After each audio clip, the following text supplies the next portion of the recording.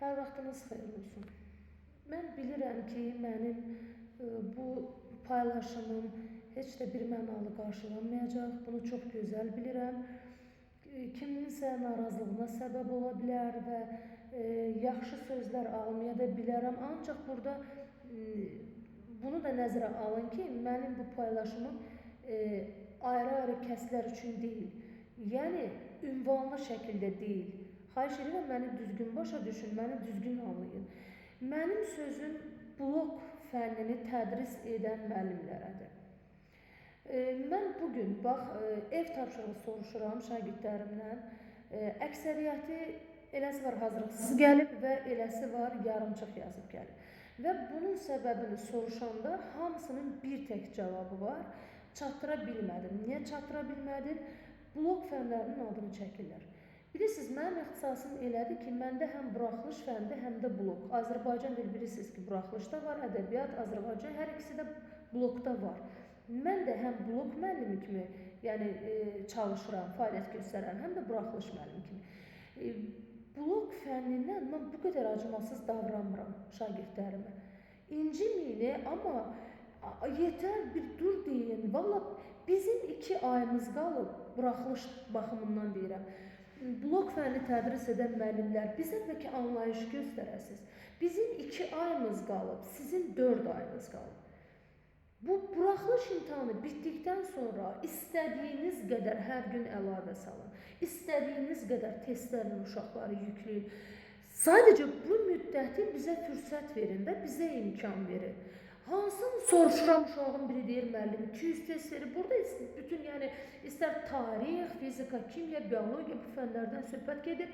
Hansı uşaq ağzını açır, müəllim 200 test verir, 300 test verir, 150 test verir. Nə olub, bir durun da. Valla bu qədər olmaz axı. Siz düşünün ki, tək sizin fənnindən bu uşaq hazırlığa getmir.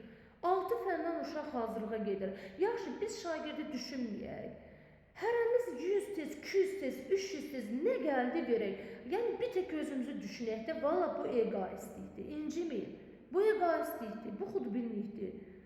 Elə hər kəs bir şey düşünür, mənim fənnimdən 100 yazmalısan. 100 yazmalısan, 300 test. Bunun mənası nədir? Məlum məsələdir ki, 250, 300 test birdən uşağa verəndə, şagirdə daha doğrusu, verəndə köçürmələr olur. Şagird çatdıra bilməyəndə bunu məcburdur köçürmə eləsin. Niyə? Çünki o verilən tapşırığı axıra kimi işləməyibsə, bilir ki, valideynə şikayət gedəcək. Bunu şagird açıq şəkildə etiraf edir. Deyirəm ki, niyə? Şagirdlər də şikayətlənir. Əslində, bax, burada abituriyentlər idi. Hazırda qarşımda 30'u da eyni şeydən şikayətlənir ki, müəllim yazmayanda valideynimizə şikayət gedir. O testlərin hamısını şagirdlər yazır. Təbii ki də yazmırlar. En qədər köçürmə var. Lazımdır sizə bu qədər köçürmə. Olmazmı ki, bunu yarı-yarı bölüb hissə verəsiniz, hamısı da real olur. Təkrar edirəm, xahiş edirəm sizdən, bu qədər testlərlə, mövzularla, valla mən blokun əlavələrindən vaxt tapıb 11-cilərə əlavə sala bilmirəm. Nə vaxt ağzım açsam filan müəllim. Bir durun da, bu bir buraxılış fənni bitsin, imtahan bitsin. Ondan sonra nə qədər istəyirsiniz test verin, nə qədər istəyirsiniz əlavəyə çağırın. Valla buraxılış müəllimləri blok müəllimlərin əlindən qol-qanad aça bilmir. Mənim verdiyim tapşırıq orada qalır, şagird gedir blok fənni, niyə qorxusundan? Valideynə şikayət etməyə mən də bacarıram. Lakin burada şagirdi düşünmək lazımdır, biraz anlayış göstərmək lazımdır. Ki, bu şagirdi bu qədər testlə verməklə, düşünün də bu uşağın istirahəti yox. Fasilə günlər də məşğələlər salınır, bazar günlər. Bu şagird nə vaxt istirahət eləməlidir? Fasiləsi yox, yuxusu yox. Valla 2 abituriyent də mənim evimdə var. Necə əziyyət çəkdiklərini görürəm. Nə normal yeməkləri yox, yuxuları yox.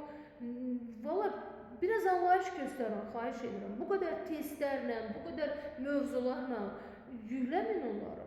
Yəni bizə bir fürsət verin, biz imtahanımızı bitirək, ondan sonra siz nə istəyirsiniz eləyərsiniz.